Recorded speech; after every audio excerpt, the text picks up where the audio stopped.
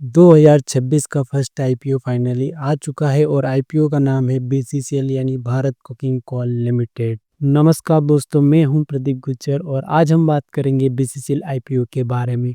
FOMO में आकर नहीं, फैक्ट जानकर डिसाइड करेंगे कि आईपीओ में इन्वेस्ट करना है कि नहीं। और आज की वीडियो में हम ये भी जानेंगे कि आईपीओ कितना गुना ओवर सब्सक्राइब हो सकता है और इस आईपीओ में हमें पर लॉट पर कितना प्रॉफिट हो सकता है। तो चलिए वीडियो को स्टार्ट करते हैं।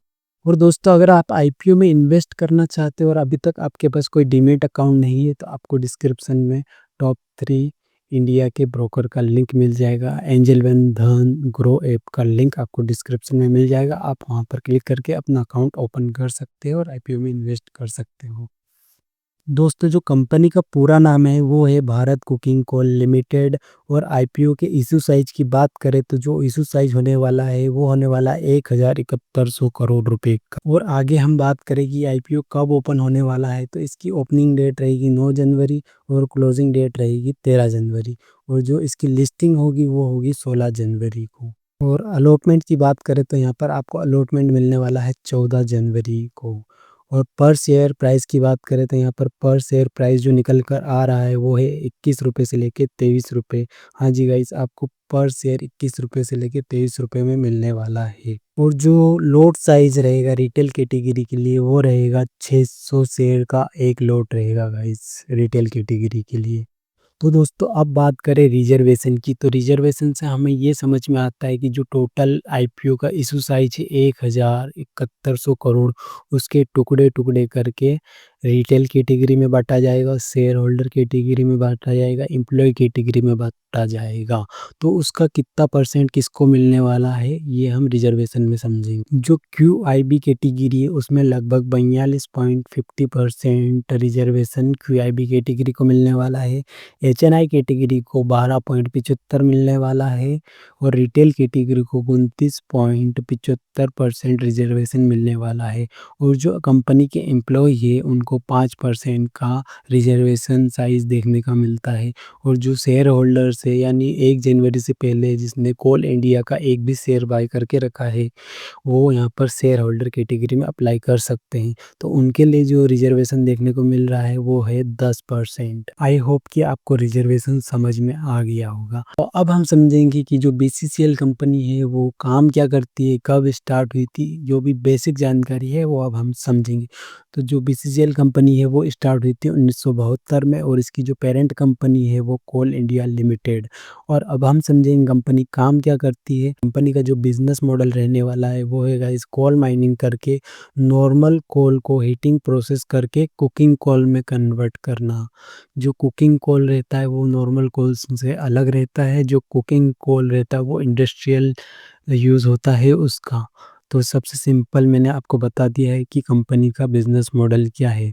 और आपको ये स्क्रीनशॉट दिख रहा है, आप इसको पॉज करके पढ़ सकते हैं। जो मैंने बताया वही चीज़ है इसके अंदर। कंपनी का प्लांट कहाँ है, कंपनी कब स्टार्ट हुई थी, यही चीज़ आप इसको पॉज करके पढ़ सकते हो गाइस। अब हम कंपनी की फाइनेंशियल कंडीशन के बारे में समझते हैं। जो कंपनी का फाइनेंशियल रिकॉर्ड है वो पिछले 3 सालों का है। तो शुरुआत करते हैं 2023 से। जो कंपनी के एसेट्स थे 2013 में, जो एसेट थे वो 13,312 करोड़ के एसेट थे, जो बढ़कर 2024 में 14,727 करोड़ के हो गए। और 2025 मार्च 2025 में 17,283 करोड़ के एसेट हो गई है।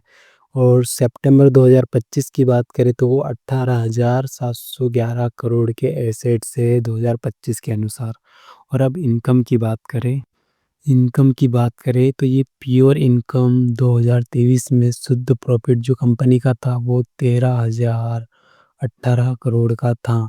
और 2024 में 14,652 करोड़ का था। और 2025 मार्च में 14,401 करोड़ का प्रॉफिट था। और सितंबर 2025 की बात करें तो कंपनी का प्रॉफिट रहा है 6,311 करोड़ का। और एबिटा की बात करें तो एबिटा मार्च 2023 में 851 था और 2024 में 2493 था। और मार्च 2025 में 2356 था। और सितंबर 2025 में 459 एबिटा था कंपनी का। और आप नेटवर्थ रिजर्वेशन वगैरह के बारे में यहाँ पर पॉज़ करके समझ सकते हैं। जो मेन चीज़ थी मैंने बता दी है, जो कंपनी का प्रॉफ़िट, एसेट और ईबिटा ये मैंने आपको समझा दिया है, आप और भी इसको नीचे देख के समझ सकते हैं। तो दोस्तों आपको एडवांस चीज़ बताऊँ मैं, तो आप यहाँ पर कैटेगरी देख सकते हैं, अलग-अलग कैटेगरी के लिए अलग-अलग लॉट साइज़ आपको दिख रहे हैं।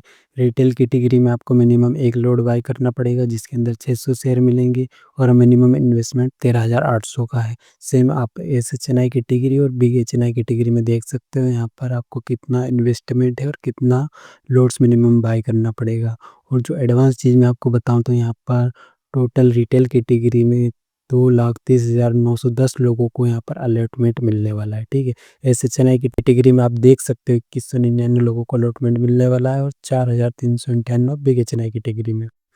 तो दोस्तों अब हम बात करते हैं कि आईपीओ कितने गुना ओवर सब्सक्राइब हो सकता है। जैसा कि मैंने वीडियो में बताया था आपको कि मैं बताऊंगा कि यहाँ पर प्रॉफिट कितना हो सकता है और ओवर सब्सक्राइब कितना हो सकता है।